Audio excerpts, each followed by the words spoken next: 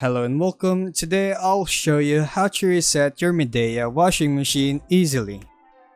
First, unplug the washer from the power outlet and wait at least 1 to 5 minutes.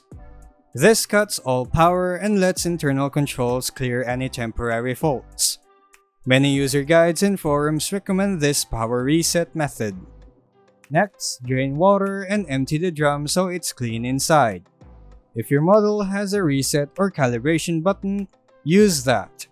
Some models require pressing and holding the start or pause button or spin buttons for 3 to 5 seconds until all indicator lights flash. Then plug it back in, close the door properly, and select the normal cycle like spin or rinse to see if it runs.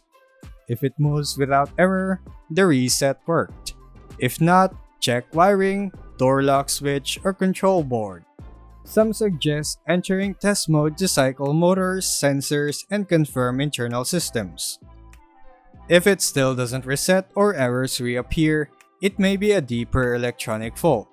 Call Midea service for part replacement or diagnostics.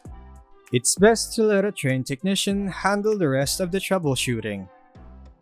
And that would be all for today's video. Thanks for watching and I'll see you on the next one.